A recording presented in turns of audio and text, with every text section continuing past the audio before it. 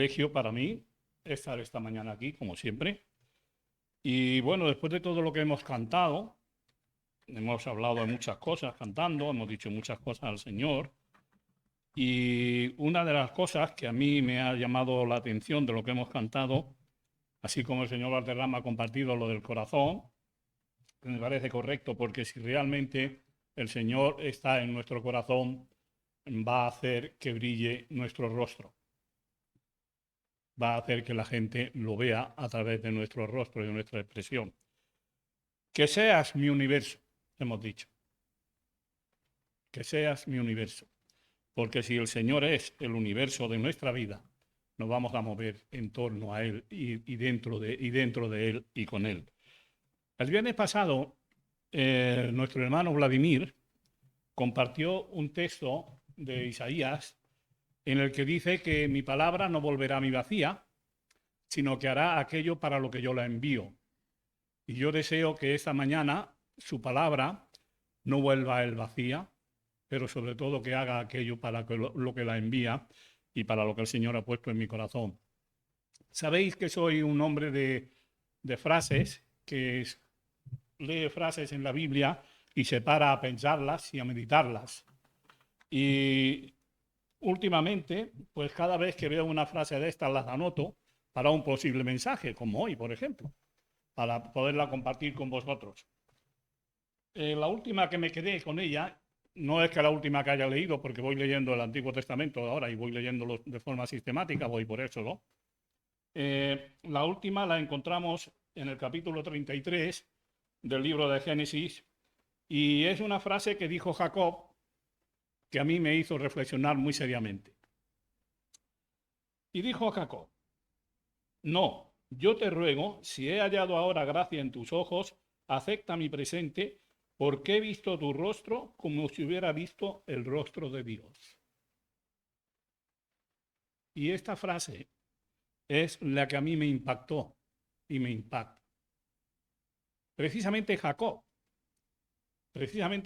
con Esaú, que ya sabemos más o menos la historia, los que conocemos la Biblia, que diga de Esaú que ha visto en su rostro el rostro de Dios. Yo me empecé a preguntar y empecé a pensar sobre ello. Y pensé, bueno, la próxima vez que vaya a Betel voy a predicar de esto. Por lo tanto, hoy vamos a ver, como título podríamos decir, ver el rostro de Dios. Pero ver el rostro de Dios en nuestras vidas, en nuestras caras, porque los rostros somos nosotros y lo hemos demostrado nosotros. Marco Tulio Cicerón, más conocido como Cicerón, a secas, fue un político, filósofo, escritor y orador romano, considerado como uno de los grandes retóricos y elitistas del latín en la antigua República Romana. A él se le atribuye una frase que está en consonancia con lo que yo quiero hablar con vosotros esta mañana. La cara es el espejo del alma, o el rostro es el espejo del alma, como queramos decir. Con ella quería decir tres cosas. La primera es que la cara refleja nuestro estado de salud. Yo vengo a los cultos de oración y a veces alguna que otra hermana viene con una cara que refleja su estado no muy bien y se queja de mi ciática, que no me deja tranquila. Bueno, y he visto a otras también cuando las he visto, y a Estrella, por ejemplo, ahora que está pasando unos momentos un poco constipados y de garganta, pues no es la misma cara de antes, ¿no? De cuando está bien. Otro de los significados es que puede representar o simbolizar nuestro estado de ánimo. La cara es el espejo del alma. Lo que yo tengo en mi alma es lo que manifiesto en mi cara. Precisamente cuando a veces yo me enfado y me pongo la cara seria y me van a hacer una foto en el móvil ese, lo que sea, Estrella me dice, López, sonríe.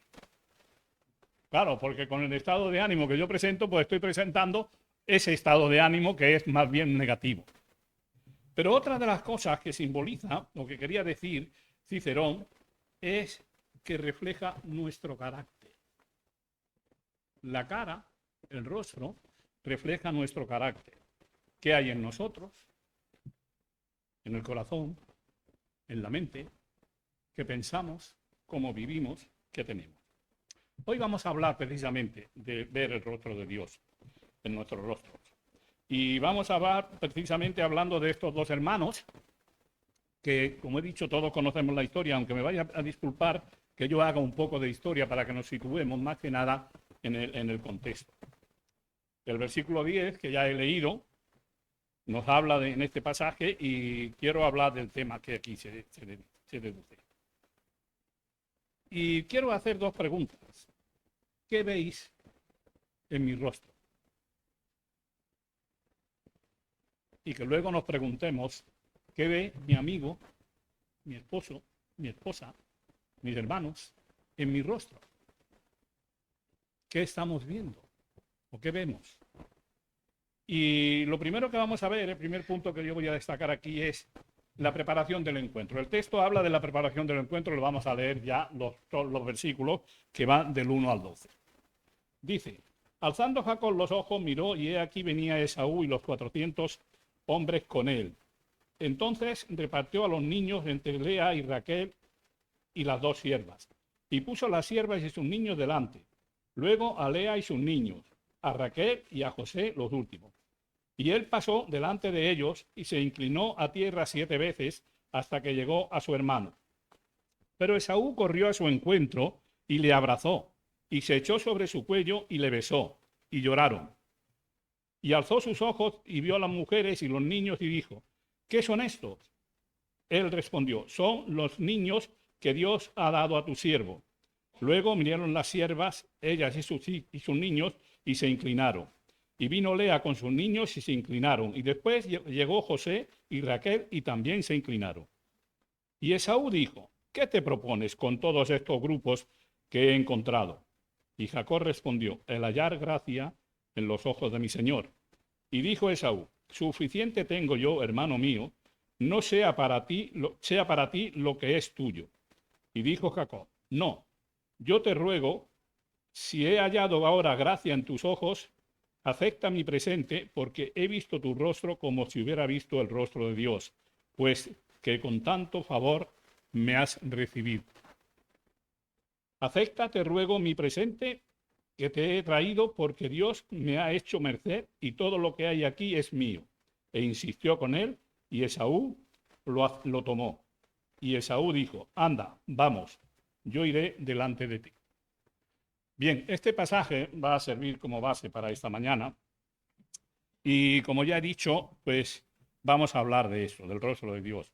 Pero antes, lógicamente, hay unos hechos que yo quisiera comentarlos un poco para que nos situemos, porque es lo que digamos el contexto del pasaje. Y un texto sin un contexto es un pretexto. Por lo tanto, yo voy a utilizar el contexto un poco porque creo que nos situará mucho mejor y lo entenderemos mucho mejor. Todos conocemos el ambiente en la casa de Jacob y de Esaú. Desde que nacieron, ya nació Jacob y lo suplantó. Ya se cogió al talón y le suplantó, le quitó los privilegios de la primogenitura, cogió la bendición del Señor de su padre para él, que era precisamente para el primogénito, porque la bendición a los hijos era primero al primogénito, y el primogénito era una persona que cuando faltaba el padre hacía las funciones de padre.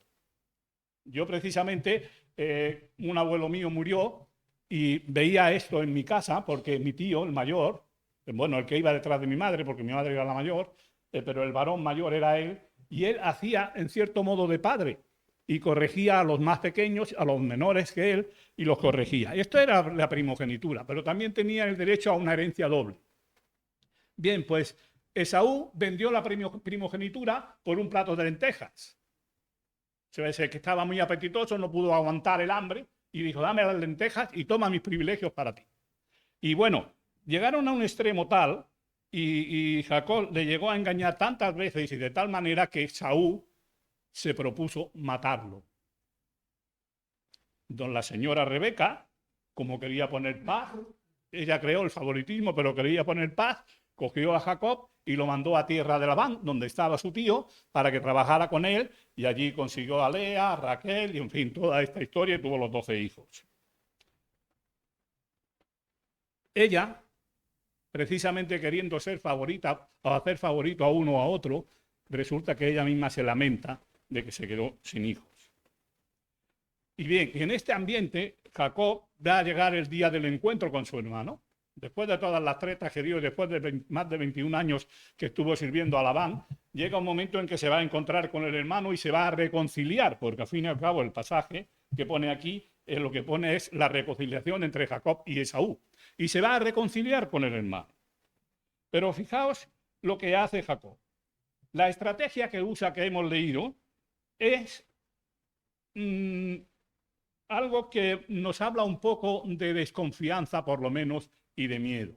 Él prepara su estrategia y prepara 3 grupos con las mujeres, los hijos, y hace una estrategia por si atacaba a su hermano, que no le atacara a todos, sino que se salvaran algunos.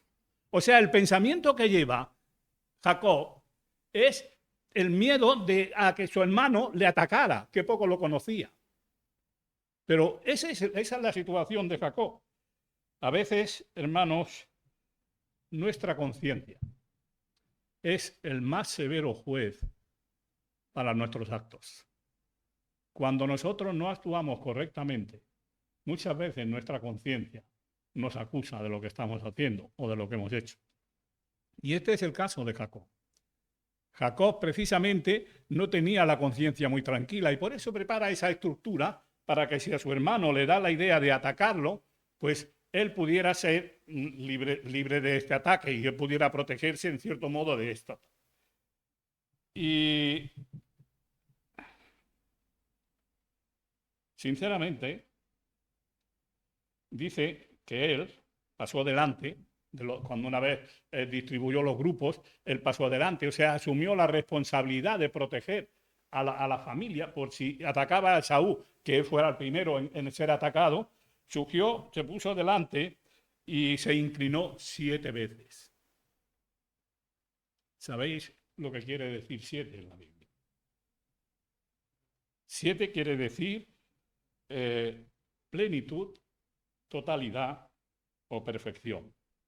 He estudiado detenidamente el caso de David y Betsabé, y precisamente Betsabé se llamaba hija séptima o séptima hija. Y dicen los críticos y los comentaristas que era una mujer más hermosa que todas las mujeres, según Flavio José.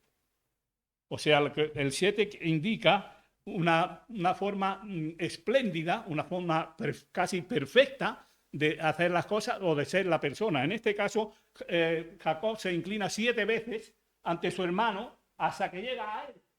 Y inclinarse era casi llegar con la cabeza a tierra. Y eso es lo que con eso está diciéndole que está aceptando la voluntad de Esaú, pero además que se somete a él como siervo suyo plenamente. Y eso es lo que está diciendo Jacob a su hermano con estas inclinaciones y estas reverencias, una detrás de otra hasta 7. Todos se inclinaron, pero él lo hizo 7 veces para demostrar que él quería ser un siervo completamente y totalmente entregado a su hermano Esaú. Cuando esto lo ve Esaú, ¿cómo reacciona? ¿Qué hace? ¿Por qué vio Jacob el rostro de Dios en Esaú? ¿Qué vio? Yo me preguntaba cuando leía este texto y esta frase, yo me preguntaba, bueno, Señor, ¿qué vio Jacob en Esaú para que dijera de él que había visto tu rostro en él, en su rostro? ¿Qué es lo que vio? Y esto es lo que vamos a ver a continuación. En el versículo 4 dice algo muy significativo porque demuestra una actitud de Esaú hacia Jacob. Pero Esaú corrió a su encuentro y le abrazó y se echó sobre su cuello y le besó y lloraron. Hay aquí 4 cosas que yo quiero destacar. Lo primero que tiene Esaú es una alegría y naturalidad al ver a su hermano. Se alegra de ver a su hermano. Se alegra cuando lo ve, a pesar de que habían tenido guerras y a pesar de que habían tenido enfrentamientos y peleas, cuando lo ve, se alegra y con toda naturalidad va a buscarlo.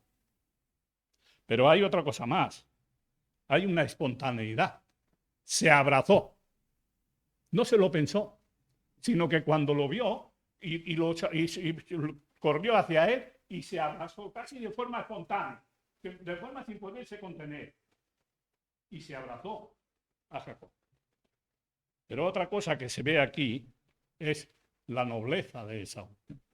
Se echó sobre su cuello. Se abrazó. Hoy precisamente he abrazado a mi nieta, a la mayor, porque la más pequeña se ve que es un poquito enfadada, y cuando la cojo en brazos y la abrazo, ella me echa los pitos por el cuello, y bueno, y como ya sabéis, pues como todos los abuelos, pues el abuelo se derrite, ¿no? Pero esa es Sofía, y eso es abrazarse. Y otra vez, u otra cosa que siente Esaú es sensibilidad. Dice el texto que lloraron.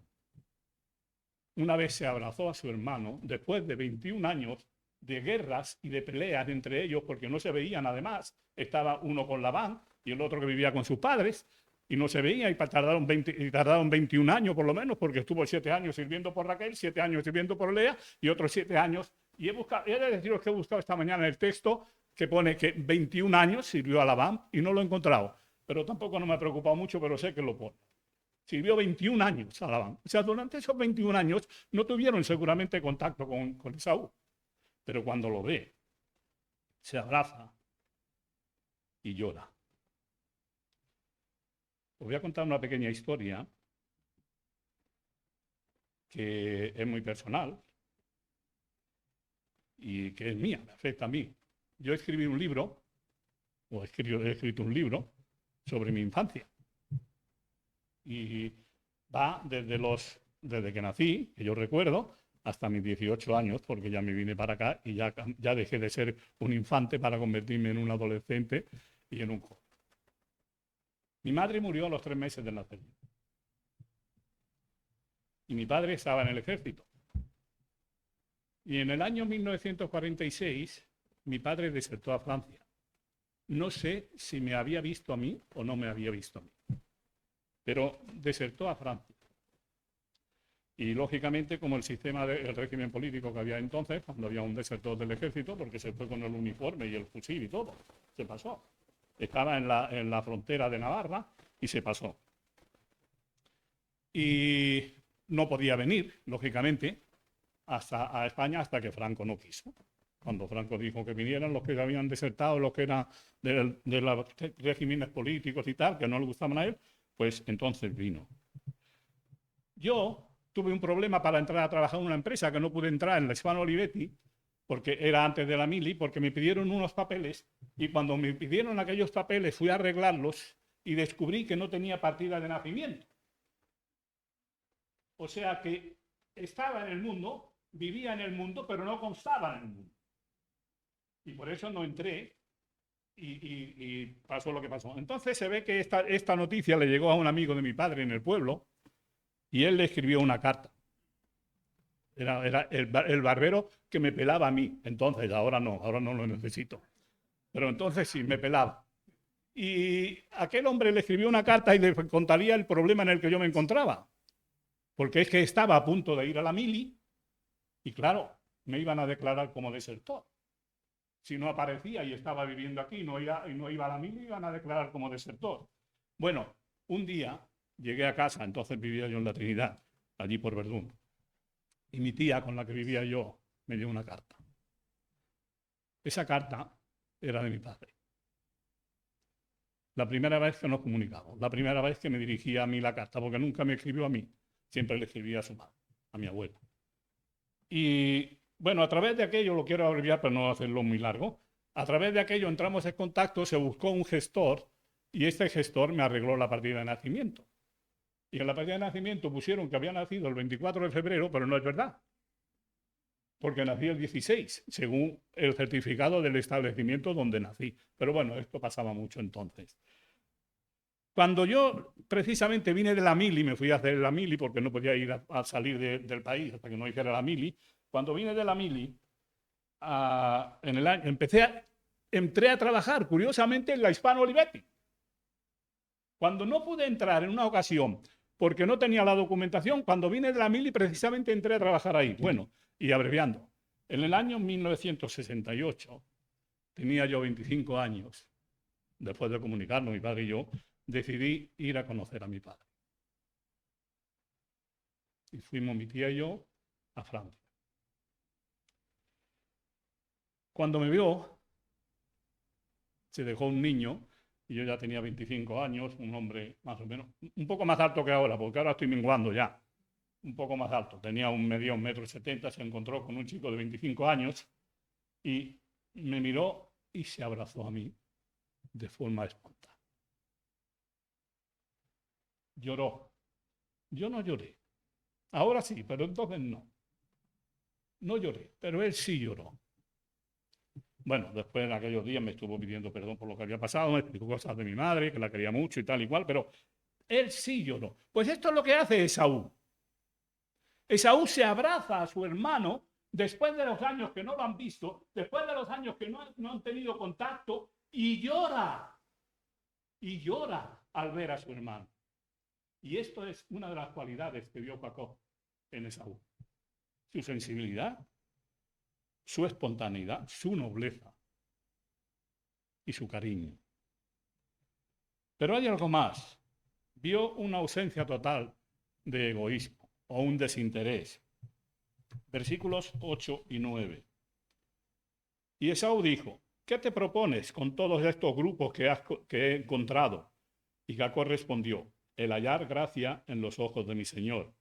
Y dijo Esaú: suficiente tengo yo, hermano mío, no sea yo por ti, sea yo para ti, o sea para ti lo que es tuyo. Perdón, que ya no veo muy bien con la cámara.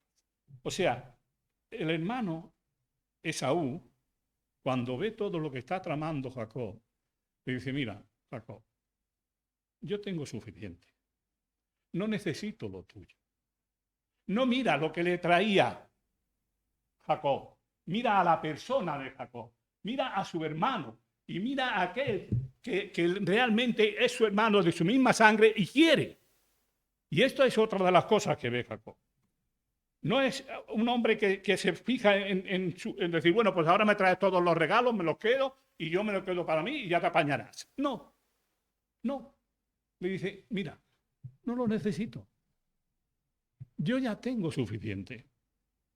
¿Para qué quiero tus regalos? Te quiero a ti, no a tus regalos. Y muchas veces, hermanos, los creyentes deberíamos de pensar así. Te quiero a ti, no lo que traes. Porque a veces esto sí que muchas veces nos falla. Demostró cariño, hermano mío. Le dice hermano mío. Y cuando en la Biblia aparece hermano mío, es una expresión cariñosa hacia la persona a la que se dirige ese título. Tú eres hermano mío, Jordi, y Vladimir es hermano mío, porque hay un amor de mí hacia ellos en el Señor. Y hoy voy a contar otra historia mía. Y me ruego que me perdonéis. No me gusta comentarme a mí, pero es que viene al caso lo que voy a decir. Los que me conocéis de más años, sabéis que yo trabajé en una correduría de seguros. ¿Sí? Y bueno, me salió una oportunidad de ganar más dinero y me ofrecieron una posibilidad mejor, incluso de ponerme por mi cuenta y tal, y plegué de la correduría donde estaba. Como los clientes se venían conmigo, porque claro, el cliente es libre de ir a donde él quiera, su voluntad, pues el jefe de la correduría se enfadó y me denunció. Fuimos a juicio, lo gané, como se suele decir, por goleada, porque no había ninguna razón para denunciar. Y bueno, así terminó la cosa, pero un par de años o 3 después, mis hijos me dijeron: oye, fulano, no quiero decir el nombre, fulano tiene cáncer de páncreas y está para morir. Y yo les dije, voy a ir a verlo. Quiero ir a verlo. Me dijeron: no, papá, no vayas, porque a lo mejor sus hijos no te dejan entrar. Y no fue. Pero es que hablando con los compañeros que yo había tenido allí en la correduría, me dijeron, José, no te lo hemos dicho, porque él también te quería ver. Y no te lo hemos dicho, porque sus hijos no te hubieran dejado entrar. Una reconciliación en la mesa de la muerte o en la cama de la muerte, no dejamos que se dé porque a veces nuestros prejuicios nos dominan y ponemos nuestra conveniencia. No te van a recibir, no quieren que entres. Hermanos, deberíamos de tener una cosa muy clara. Cuando dos hermanos discuten y se pelean y se atacan unos a otros o uno a otro, lo primero es que no gana ninguno de ellos, pierden los dos. Y lo segundo es que no dejan de ser hermanos. En aquella ocasión no pudo haber reconciliación, yo le hubiera pedido perdón y él me hubiera pedido perdón a mí, según me decían, por el hecho que pasó, pero no nos deja. Hermanos, a veces cuando decimos hermano mío, deberíamos de saber lo que quiere decir hermano mío. Hermano mío es decir, te quiero y a pesar de todo, voy a abrazarte, voy a llorar contigo si es necesario. Pero también dice el texto que le dio protección, versículo 11. Acepta, te ruego, después de Jacob insistir mucho en que aceptara los regalos, Esaú lo aceptó, aunque no le hacía falta, pero como insistía tanto, lo aceptó. Y le dijo Esaú, versículo 12, perdón. Anda, vamos y yo iré delante de ti. Le da protección. En la Biblia de Jerusalén pone, y yo iré delante de ti con mi escolta. Los 400 hombres que Jacob se pensaba que a lo mejor iban en contra de él, lo llevaba a Esaú para escoltar a su hermano, para proteger a su hermano, para que no le pasara nada a su hermano, a pesar de las diferencias que habían ellos y a pesar de las peleas que habían tenido. Yo quisiera, de verdad, preguntar, ¿qué es ver el rostro de Dios en nuestra vida? ¿Qué ve el otro en nuestra vida cuando nos mira a la cara? ¿Qué ve en nosotros? ¿Qué ve en nuestros actos? ¿Qué ve en nuestro comportamiento? La forma en que lo recibió y los favores que le dio se dan cuando la presencia de Dios está en nosotros. Cuando estamos llenos de Dios, nos olvidamos de las rencillas y nos olvidamos de los sinsabores y de los disgustos que hemos tenido y le damos un abrazo al hermano querido. Era una evidencia de que Dios estaba obrando en favor de Esaú y en favor de Jacob, en favor de los dos, que es lo que suele hacer siempre, porque Dios no obra a favor de uno ni de otro, sino que obra a favor nuestro. Al reconocer la conducta del otro, es para nosotros una bendición, porque nuestro rostro es Dios. Cuando somos capaces de perdonar, cuando somos capaces de abrazar y de estrecharnos en un abrazo, estamos demostrando que Dios está en nosotros y que estamos llenos de Dios. Por lo tanto, hermanos, insisto, ¿qué ven? ¿Qué veis en mi rostro? ¿Qué veo yo en vuestros rostros? ¿Qué ven los que están en contra nuestra? Los que no creen como tú o como yo. ¿Qué es lo que ven en nuestro rostro? ¿Ven el rostro de Dios?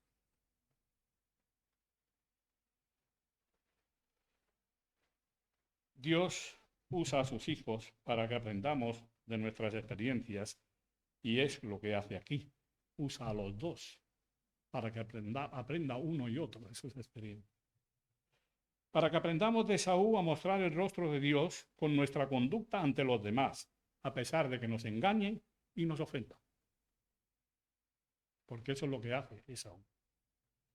A conocer o a reconocer que la conducta del otro para nosotros es una bendición porque muestra el rostro de Dios. Y si muestra el rostro de Dios, va a ser una bendición. deberíamos hacer que los demás vieran en nosotros nuestras buenas obras, para que vieran el rostro de Dios y lo glorificaran como Él se merece.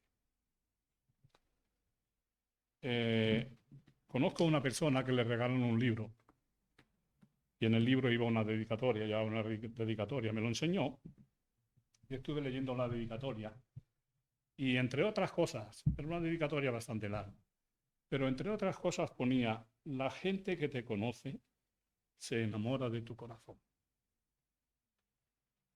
La gente que te conoce se enamora de tu corazón. No se enamoraban de los sermones eruditos que hacía, ni de los estudios magistrales que pudiera dar, ni de lo guapo que era, ni del pelo que tenía, ni si era gordo o delgado. Se enamoraban de su corazón. Y yo me pregunto, ¿qué había en el corazón de aquella persona?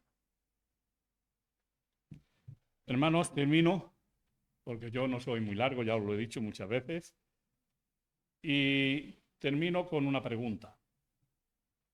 ¿Quieres que brille Dios en tu rostro? Deja que el Señor gobierne tu vida. Deja que el Señor te llene de Él y Él brillará en ti. Y si no eres creyente todavía y estás en esta disyuntiva de decir qué hago o no hago, te voy a decir una cosa. Si quieres que Dios brille en tu rostro, deja que el Señor entre en tu corazón. Porque de la abundancia del corazón habla la boca. Que el Señor nos bendiga a todos y que tengáis una semana muy bendecida.